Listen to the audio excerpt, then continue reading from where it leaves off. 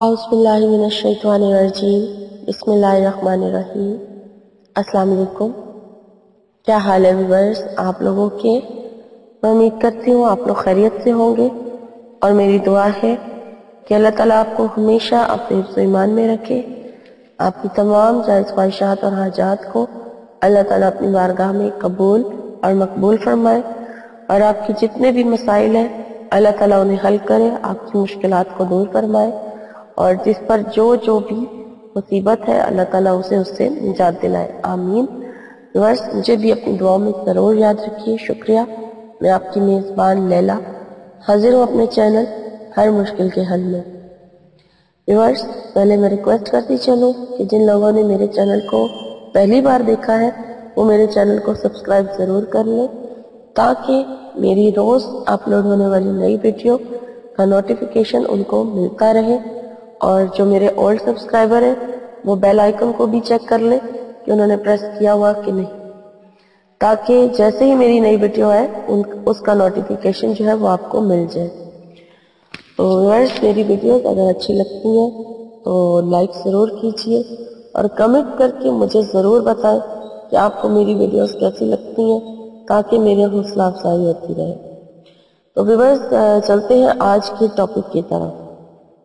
आज मैं आपके लिए टॉपिक लेकर आई हूँ वो है मरीज का हाल मालूम करना, यानी कि ये मालूम करना कि जो मरीज है उसको जो बीमारी है वो उसकी वजह क्या है, क्या उसके ऊपर आसेब है या फिर उसके ऊपर जादू हुआ है या फिर वो वैसे ही बीमार है।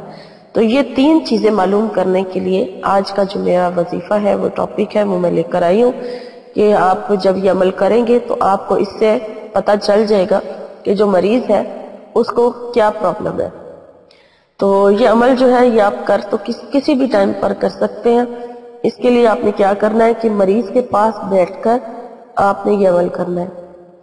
तो सबसे पहले आप वजू कर लें और वजू करने के बाद आपने शुरू करना है ताउज़ और तस्मिया के साथ। आपने सूरह फातिहा पढ़ लेनी है 7 मरतबा, पूरी सूरह फातिहा को पढ़ लेना है। उसके बाद फिर आपने 7 मरतबा आयतुल कुर्सी को पढ़ लेना है। ठीक है, पहले आप सूरह फातिहा को पढ़ेंगे 7 टाइम, पूरी सूरह फातिहा पढ़नी है और बिस्मिल्लाहिर्रहमानिर्रहीम के साथ पढ़नी है। आप हर बार बिस्मिल्लाहिर्रहमानिर्रहीम पढ़ेंगे।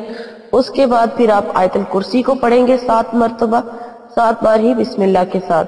फिर उसके बाद आप सूरह काफिरून यानी कुल या अय्युहल काफिरून पढ़ेंगे, पूरी सूरह काफिरून पढ़ेंगे और 7 बार ही पढ़ेंगे। उसके बाद फिर आपने सूरह इखलास को भी 7 बार पढ़ लेना है और फिर आपने सूरह फलक को 7 बार पढ़ लेना है और फिर आपने सूरह नास को भी 7 मरतबा पढ़ लेना है और सब में आपने बिस्मिल्लाहिर्रहमानिर्रहीम पढ़नी है। हर बार आप बिस्मिल्लाहिर्रहमानिर्रहीम के साथ इसी तरह ये 7 बार ये सारी जो कुरान पाक की सूरतें ये आपने पढ़ लेनी है। उसके बाद आपने मरीज के ऊपर दम कर देना है। जब आप मरीज के ऊपर दम कर देंगे तो उसके बाद आप नोट करें कि अगर तो मरीज का जो मर्ज है वो इस दम करने से बढ़ गया है तो इसका मतलब है कि उसके ऊपर आसेब है, यानी जिन्नात के असरात है, आसेब है। अगर ये दम करने से मरीज की जो बीमारी है वो बढ़ जाए तो अगर मरीज की बीमारी कम हो जाए तो इसका मतलब है कि उसके ऊपर जादू हुआ है। और अगर उसकी बीमारी ना कम हो ना ज्यादा हो, वैसे ही रहे जैसे वो पहले थी, तो इसका मतलब है कि वो वैसे ही बीमार है और वो फिर आप उसका इलाज दूसरे तरीके से करें, यानी डॉक्टर से रजू करें और उसका इलाज करवाएं।